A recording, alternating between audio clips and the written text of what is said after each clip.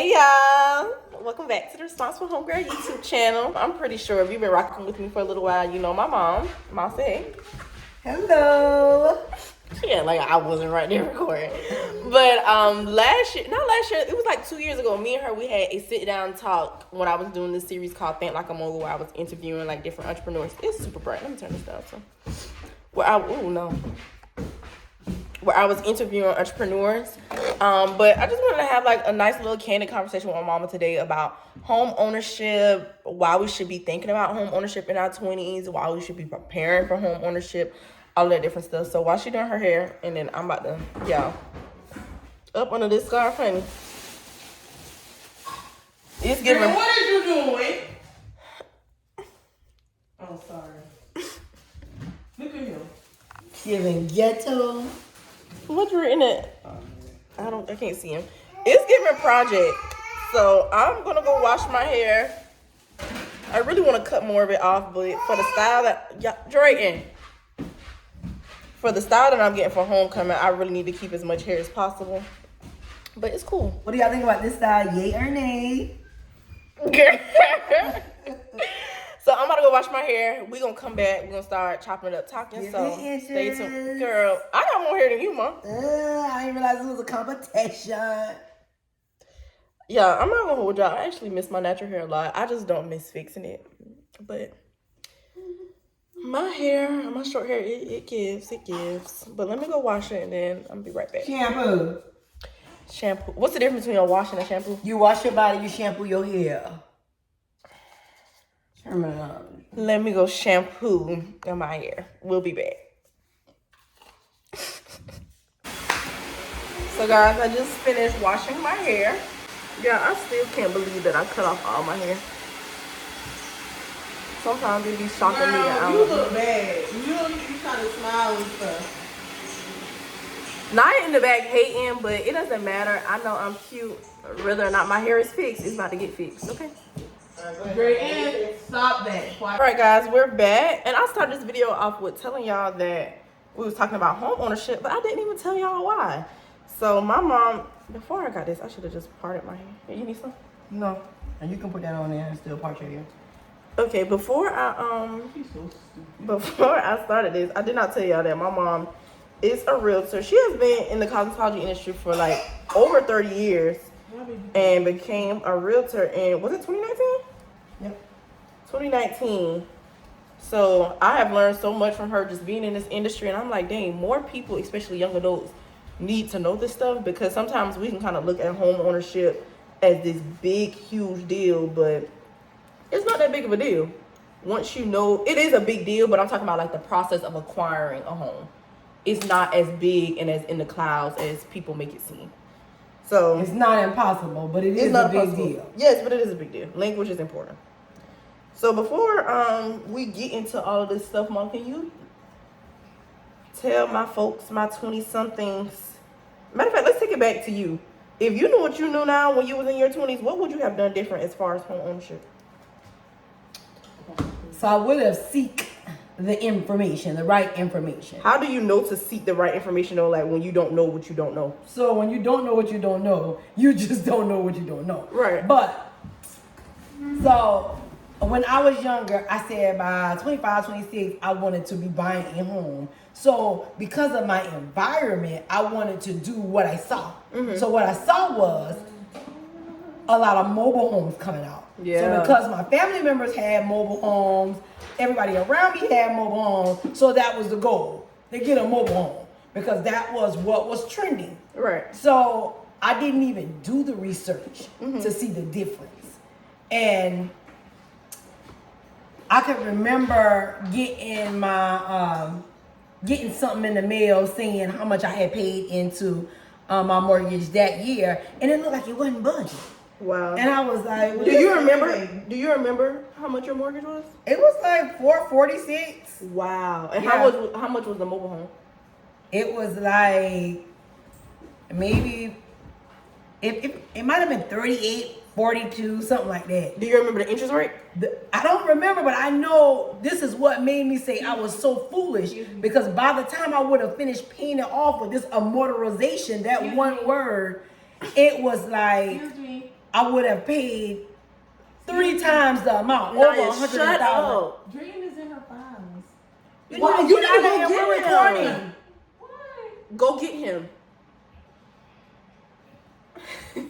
That's not my stuff. Y'all, when we get a TV, I know we're gonna get a TV show one day because our lives is just, like, it's stupid. But go ahead, amortization, what's that? So amortization is what you will pay and how the payment is split over the life of the loan. So when I looked at that and saw that was well over $100,000, and this mobile home was, it might have been, I think it was like 36, and by the time they did the septic tank and something else, it wound up being like 42. But I know I had done paid this thing. I would have been done paid this thing times 3. That is ridiculous. So I was like, and then they tell me this thing where the value, it depreciates because it's like a mobile home. Right. So Well, I'm no, like, it's like a car. It's like a car. Yeah. So I'm like, it's over there. And Naya, you need to take what we're doing very seriously. You keep interrupting us as if this video is not important. So had I known, when you don't know, you don't know, like we just said. But what I would have done different is I would have done some research. Yeah. All I wanted to do was get a place to live for my children because I was sick of slum landlords. I was sick of not being in charge. I was sick of having to fix things that really weren't my responsibility just so I could live decent. Yeah. So, I mean, it's kind of the same process. However, the requirements is a little more. So, even if I wasn't in position as far as credit score, as far as I had the money, I had the employment. So, I can't remember exactly what my credit score was, but if I wasn't where I needed to be, I would have waited a little longer. But I should have done the research. Yeah. So. And I think that kind of goes, like, I always be telling my community, exposure changes everything. And it's kind of like what you said, you were in this environment where everybody had mobile homes. So not saying that you thought that was the only option, but it just looked accessible. And it looked better because honestly, the mobile homes look better than the brick homes than what I saw. Like, yeah. The brick homes that I had access to was in a community called Green Acres. Mm-hmm. And the way they all were so similar. Well, when the manufactured home came out, they were different. The living rooms were big, the kitchen was, so they was real spicy. Yeah. So they even looked better than what I saw as a brick home because I had not had access to a nice brick home. Right. You know? So yeah, the exposure. The exposure is definitely, yeah. Okay, y'all, she about to get under the dryer right now. After she gets back under, we're gonna continue this conversation. I'm molding my hair down, and I'm gonna sit under the dryer for a little minute. This over. I don't like how this. But yeah, y'all, we'll be back. I gotta redo this. We'll be back. Oh, this dryer's so hot. Get right with God. I'm not. All right, guys, we are back. I was under the dryer. It was super duper hot. My eyes are red. Mama already putting in her weave. I think the last place we left off is like what she would tell herself, like if she was back in her 20s. So that was a good conversation. Now I want to talk about, there's a lot of 20-somethings out there who probably don't even know like why home ownership is important. So can you start there? Like it's deeper than just. It's important for one because you need a place to live. So instead of paying rent. But I wanted to say it's deeper than just I need a place to live. Yeah. So instead of paying rent for 10 years and that money not going anywhere to benefit you, why not put it where it can be beneficial to you? So let's start there. Forced savings account. That's really good. When you are paying a mortgage, you have something called PITI, principal, interest, taxes, and insurance. So whatever is going to your principal is going to a savings account. It's forced because it's not like you're walking to the bank saying, oh, I'm gonna put my money here. So it's going into an account and it's sitting there. So that's called equity. So on top of that. Hold up. That's not shine? That's not shine. Smell it. Stupid. Leave-in conditioner? It's not leave-in conditioner. It's just a mist and spray. So when I retwist, it has a little scent to it. Leave my stuff alone. AKA butt juice. stupid. I need some You shine. clean up your hand and shine is in the drawer. So, equity. So, as well as your principal going into this account, on top of that, as long as you are keeping the home up and doing things to the home to add value, you're building on top of that. So equity is money that you can pull out of it, or equity is money that you can get from proceeds after you sell the home. Like, that's what's going to be built when you Something I want to go back to right quick, because you was like, if you keep up the home, you're building. So not only is what you pay into the home going into that account, but it can also appreciate.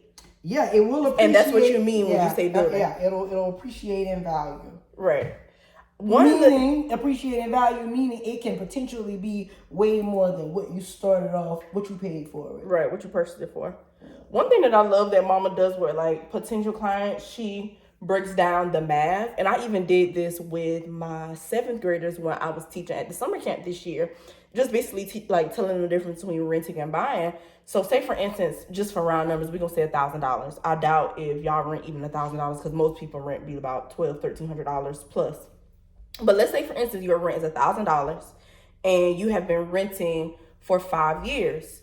1,000 times 12 grand.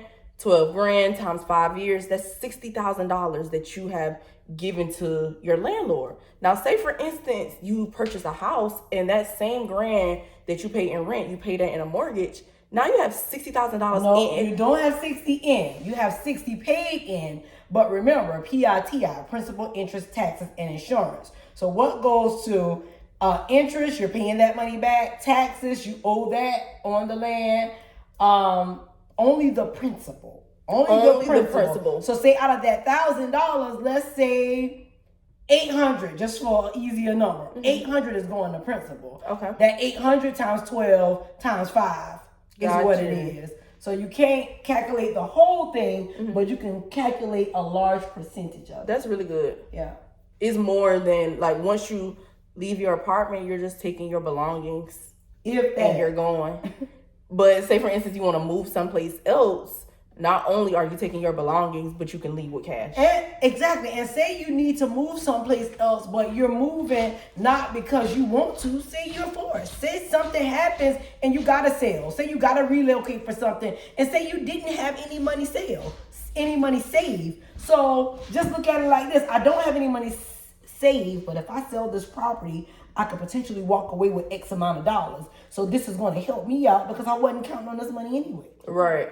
So can you talk to the person right now that's sitting back saying like, oh, that sounds real good. Like, what can they do to start the process of home ownership? What do they need? So the first thing you should do is check your credit. Okay. Check your credit, see what the numbers look like, see what that credit score looks like. And after seeing what the credit score looks like, also see what is on your credit. Because credit is not the only thing that's gonna get you approved or denied. DTI, debt to income ratio, is also a big factor. And that's a lot to explain because it's gonna be different factors. Like some people have student loan. They're not gonna take your entire student loan and say, okay, you owe $100,000 in debt, so we're gonna add this in. They're gonna take a percentage of that. So so you're saying if somebody owes like $50,000 in student loans, it's not gonna look like actually $50,000 in debt? No. They're gonna take all the entire student loan. They're gonna use a percentage of that in their debt to income ratio, but still see if you got a lot of debt. If you got a lot of debt on there, pay down things that you can pay down. Pay down things that should not be high anyway, such as credit cards. And one way that you can see what's like all on your credit, you can go to annualcreditreport.com. You get 2 free credit reports a year, and you'll be able to look at every single thing. And then like sometimes this stuff is like literally put in by people, and people can make mistakes. So if you see something on your credit report and you're like, what in the world is this? Those are things that you can dispute, email in, make phone calls about. And then talking about checking your credit. I know we be using stuff like Credit Karma and stuff like that, but those don't necessarily give you accurate depictions of what your credit score is, because you have like your FICO score and then you have a Vantage score. And when you're getting a mortgage, they're more than likely going to look at the FICO score. So you can go to myfico.com, or you can even go to Discover. Discover isn't going to be as accurate as MyFICO, but it's going to get you close. And when you go to MyFICO, you're going to see 3 numbers. So on those 3 numbers, they are going to look for the middle number. And when I say middle number, I don't mean the number that's in the middle, that aligns in the middle. I mean the number that comes 601, 605, 607. So it doesn't matter what order they're in. Whatever number falls, the 605, that's the median number. That's the number they're going to use. They're not going to use the lowest, and they're not going to use the highest.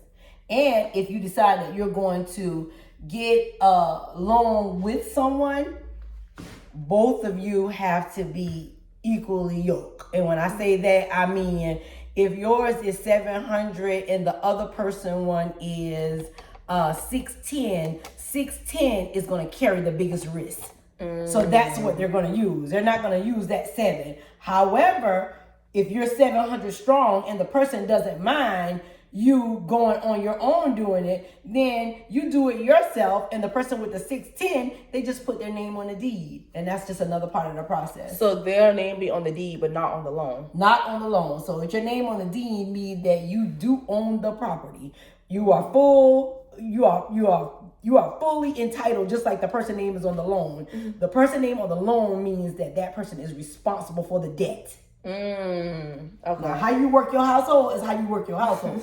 But when they get ready to come back for somebody, they're coming back for the person on the loan, on the promissory note. Yes. That's really good. So you talked about checking your credit score. What else? Because that's the debt to income ratio piece. What about money, like savings? You got to have $25,000 in the bank? You do not have to have $25,000 in the bank. What do you need to have in the bank? Money. Why you gotta have money? I need that money. How much money you gotta have it's just gonna depend on what you want to do. Okay. So we already know when we get a house, we want to deck it out, we want to throw a housewarming, we want to do all this good stuff, and that's good. You gotta have money in the bank.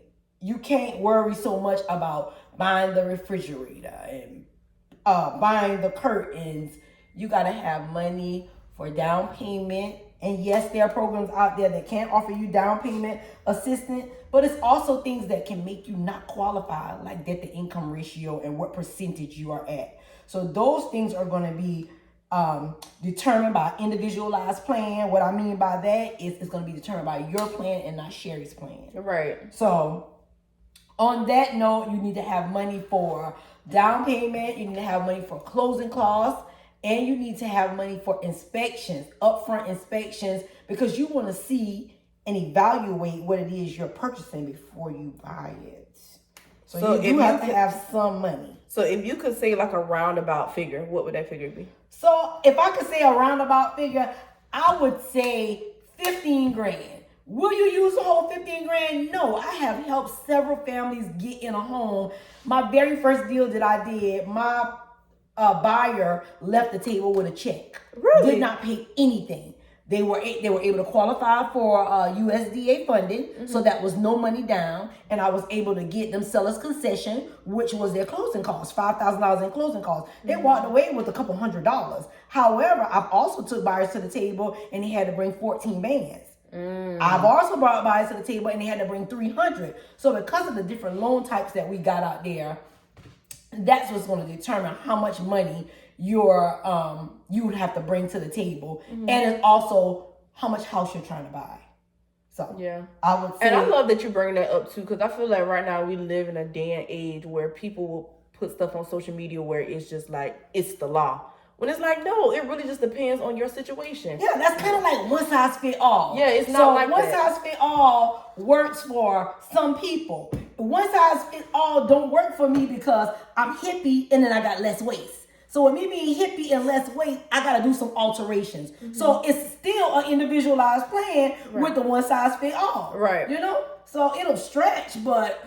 So that's why if your homegirl done purchased a house, yes, she done been through the process before, but her experience can be totally different than your experience. You can't just go off based off of what she been through because it's a different situation.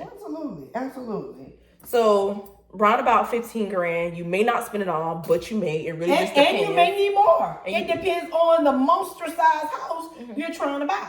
You may need more. But do you really recommend starting off like these are people in their 20s? You recommend starting off with a monster size house? So I recommend doing what you can, and that's just really real. When you sit at the table, you eat what you can. You don't just eat it all because it's sitting there. You eat what you can. When you get full, you stop. So if it's enough house for you, that's where you start at. But I do think that when you start, if you're not able to start off at a monster house, you need to keep in mind that this can be my starter home. Yeah. This can help me save some money because it is a forced savings account. This can be equity that I can eventually get later on, and I can do something different. And I'm starting off right now with me. It may be more of me later where I want to, you know. So I would just say, like when I'm in the gym working, I'm not gonna lift no more than I can lift. Right. Yeah. I just feel like one thing that I always preach, and the reason why I even have the Responsible Homegirl is because I always say, I'm here to help young adults become financially responsible and wealth conscious. And when I think about wealth conscious, I think about knowing what it takes to build wealth for the future. So just because you can go out and buy like a new construction house or the biggest house, that doesn't necessarily mean that that's the most financially responsible thing to do. I feel like you need to think long term. And like Mama said, like, yes, this could be your starter home. And then 2 years, 3 years from later now, you start making more money, you start a family, do whatever, you can move to a bigger location. And that first house can either be a rental property or you could sell it. And it's just so many different things to think about. But I know that we live in a time right now where we want to have something cute for the gram to post. And that don't mean go buy you a 5-bedroom, 4-bathroom house. No, You don't want to be house poor. Get what you can. Yes. You don't want to get in a house and you can't do nothing but live in it. You got to be in there miserable, wondering how you're going to get this, that, and the third. So, but I also don't want somebody saying like, oh, I want a $300,000 house, and now you continue renting for 4 more years when you could have gotten something that was more affordable, start building that equity, and then get that $300,000 house later on. absolutely. And also, you're not renting a $300,000 house. You're not renting a house of that high Caliber. Yeah. So if you can wait to rent that, you can dang gonna show wait to purchase it. Yeah. So yeah, that mindset ain't gonna get it. It's baby steps. Your landlord. I mean, I hate to say it, but you are paying your landlord's mortgage. That's what you're doing. That's true. You are definitely paying your landlord mortgage. So I really want y'all to think about, just have that mindset. Like, yes, you want what you want. I can show y'all all the houses that I be looking at on Zillow. $1 million houses. Can I afford $1 million house today? Absolutely not. But that doesn't mean I'm not going to purchase a house until I can afford that $1 million house. It's almost like me, I'm wanting, my dream car is a G-Wagon. You think I'm not going to enjoy that Honda Civic because I can't get the G-Wagon? No, it's levels to it. It's a process. And if you can start building your wealth now, like, I know it's plenty of people who can afford to purchase a house, but they're continuing to rent for whatever reason. I'm not saying to do it just to do it, but if it makes sense, go ahead and do it. And not only that, just from a financial perspective. Let's go back to that Civic and that G-Wagon. So along with that Civic, you got $25, $30 in gas. For sure. So along with that G-Wagon, the responsibilities increase as well. Yeah, let's talk about that. So on the house, the square footage, the upkeep, the responsibility is going to be greater with each level. You're going to have it, but more house you got, the more insurance you're going to pay. Yeah. The more house, the more property you got, the more taxes you're going to pay. Yeah. So you got to consider all of that. Yeah. The bigger the house is, the more cleaning you got to do, the more blinds you got to buy. So all that is going to be a factor. Right. So we talked about credit. We talked about debt to income ratio. We talked about savings. Can we talk about the importance of having a good realtor on your side? Because it's a lot of real estate agents, but everybody not going to go to war and fight for you. It's a ton of real estate agents. And let me tell you something. The relationship is key. And when I say relationship is key, let's turn it off now because that background noise when she start editing is gonna be trash. Right. So let's stop doing that. I'm not using the dryer, so you can't either. And I don't have to say this over. Well, how much longer do y'all have to go? It's not gonna take long, but you see me recording. So let's talk about relationships. Relationship is key because first of all, everybody wants a check, but everybody ain't up for the task. Mm-hmm. And when I say that to say this. If you want a house in Timbuktu, and I don't cover that Timbuktu area, but I decide that I'm going to use you as a client, I now cover that Timbuktu area. Yeah. I am not that real estate agent that's going to say, okay, well, I know Shira over there in Timbuktu, and I'm going to push it off on her. Well, the thing about pushing it off on Shira is Shira's just going to walk you through the house. Mm-hmm. The thing about me going myself, I am going to give you a notepad and a pen because I want you to write down questions. I want you to write down things that concerns that you see about this house so we can get to the nitty gritty. I'm going to tell you pros and cons about whatever it is when it comes to the inspection, whether it's HVAC, whether it's termite. You're going to want to know what type sealing this is. When I was coming up and sealing down, it's a different. It ain't flat top and popcorn. I'm talking about Crawford. I'm talking about Trey. I'm talking about Cathedral. Things are different. You're going to want to know the difference in the flooring type, the longevity, how long this is going to last, and somebody else walking you through it and not giving you accurate information about it is going to be... And the invested interest is different. And not only that, another thing about a relationship with the agent, if you see something that you really like, mm-hmm. and it's 11 o'clock at night, somebody else other than myself might mind you calling them. Mm-hmm. If I see my client send a text or dial my phone, and if it's after hours, I'm on it. And I'm not telling y'all no, I'm a boundaries girly. I'm gonna be looking at my phone like, girl, if you don't text me tomorrow at 8 a.m., but I can remember, I don't know if this was last year or the year before last, we went someplace for your birthday. I said, Mom, leave that iPad at home. No, because what if one of my clients needs some? I'm like, girl, it's your birthday. And we got down there, and one of her clients, lo and behold, one of her clients, my client needed something, and I pulled that iPad out and jumped on it. And when I tell you, needless to say, I out that fire like it wasn't nothing. I out fires in DR. It don't matter. Right. But at the end of the day, what I like about my clients is sometimes when you're dealing with people will ask you something that they won't ask the lender or the lawyer. Yeah. So I'm the voice for my client. If I look in my client's face at the closing table and my clients look a little concerned about something, I say, okay, can you break this down? Mm-hmm. Because what I need you to give them a full understanding of what residency is. Yeah. I need you to give them the detail between 4% and 6% mm-hmm. because they're not understanding. Then I give the attorney the chance to do their job to make my client understand, and if my client's still looking fuzzy, then I'm gonna tell them my street way. Yeah. So I'm that connector between the two.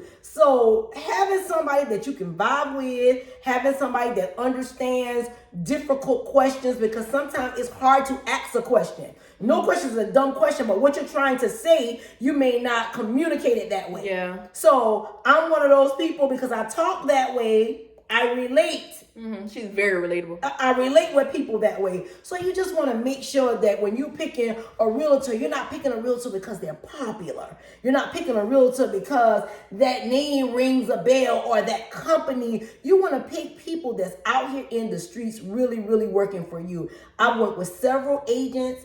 And I mean, I'm talking when I first came in again, I worked with agents' name that was popping. But their service was trash. Their service was trash. And I said, coming up, I may not know what I want to be like, but I doggone sure know what I don't want to be like. Because that character going to speak I for don't itself. ever want to get too big in this thing where I can't relate to my people. My purpose is to serve my people, and I can't do that putting my assistant out front. Now, in the beginning, when we're trying to get somewhere, it's other people for other things. Right. But when it comes down to the nitty gritty, you need your person. So just be mindful when you pick your agent and make sure it's somebody that you can talk to, and you don't feel a way about asking a question. And if they don't know the answer, they can get the answer, because we all have a team of people that we can go back to. And I'm definitely that agent. So I'm here to say, when I say let me be your homegirl, I don't literally mean let me be your homegirl I can hang out with. I mean, let me be your homegirl I can help guide you through the process. It's been plenty of times where she's like, girl, I don't even know how much I'm making off of this. Like I'm not going to say some realtors, they only after a commission check. They are, honestly. But some realtors are after that commission check. But when you have somebody on your side who really wants to see you in the home that you desire, building wealth, helping your family, like, let Tan be your realtor. I have sat at the table and did not know what my split was going to be. No lie. It wasn't important to me. Yeah. Because what gets me is when I start talking to the client and they start telling me their concerns and the things they want to do. That's when they reel me in, and I just want to help you. Yeah. You know, of course I want to get paid. For sure. But I want to help you. So to start with, it's not about how much I can make, but I need to see a pre-approval, because a pre-approval or proof of funds meaning we're going somewhere. And if we don't have that off the gate, then I need you to just let me guide you to get that. Because we're not playing 100 questions and answers, and you're not even doing anything to get to the next step. Because the goal is to get a pre-approval. Once we get the pre-approval, we know exactly what we're cooking with. We know where we're shopping at and what we can and cannot afford. Okay, guys, so that's it for this segment. I'm going to do some curlings in my hair. Mama going to finish her hair. And then we're going to come back, and the last thing we're going to talk about, we're going to give y'all a real quick, because I don't want this video to be super long, but it's gonna be a real quick conversation about how to get started, the process, all that good stuff. So stay tuned. All right, guys, so we are finally back. The hair is done. I didn't curl my hair, y'all, because my curls was giving try again. Oh my god, it was giving not what it's supposed to give. So she ended up curling my hair. It looks really good. So we're gonna close out the video with very briefly the process. Like, if you want, Drayton.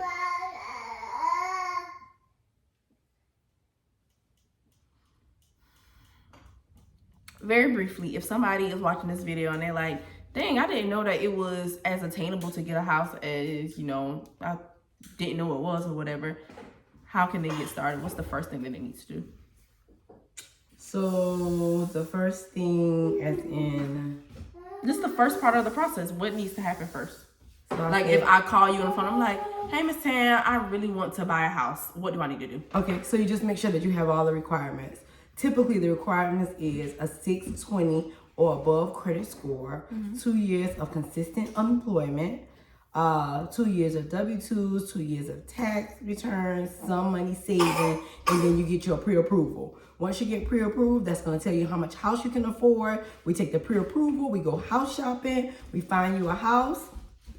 You have, once we submit the contract and the offer is accepted, then you're ready to turn in your earnest money. That's your good faith deposit showing that, hey, I'm ready to buy. It's like putting this house on layaway. Nobody else can touch it until you get your inspections done. How much is the earnest deposit? So typically, sometimes they ask for 1%, but it kind of depends on how much the house costs. So I've seen it from being $500 to $5,000. So it just kind of depends on what you're purchasing. Gotcha.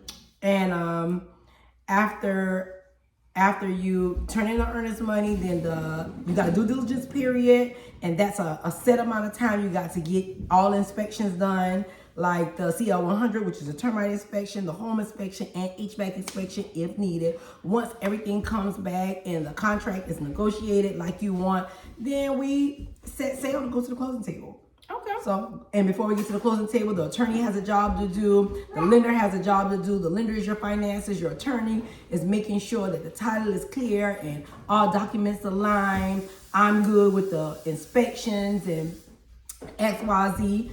And then we meet at the table, sign on the dotted line, and that's it. That's great. Yeah, I know that went really fast. So if you gotta go to the back, I say go to the back. If you have to press rewind to listen to it again, listen to it. But I feel like the most important step is just picking up that phone, calling your realtor. specifically my mama. Yes. So I'm gonna tell you on all social media platforms. I am Tan is my realtor on Facebook. I am Tan Epps and Tan is my realtor, and I can be reached at 843-230-5023. And if by chance I don't answer, text me and let me know what we're doing, because that kind of being my client kind of puts you ahead of the game, right? Because Q&A, I get that every day. But once we solidify that you're going to be a client of mine and we're going to be working together towards home ownership, it puts you in front of the line. Yeah. So shoot me a text if I don't answer, but I'll call you back at my earliest convenience. And yeah, I would love to be your homegirl. Yes. So I hope this video was very helpful. I don't even know, like, y'all, I woke up this morning and initially another video was supposed to go out, but I just woke up and I was like, Mom, you want to do a video today? I don't know why home ownership was on my heart, but I know that it wasn't on my heart for no purpose. So I pray that this video helps somebody. It helps somebody take the first step and dig right into it. So see y'all next week. Make sure you are following me on all social media platforms at The Responsible Homegirl. And if you are not subscribed, make sure you subscribe to this channel. And I'll see y'all next week.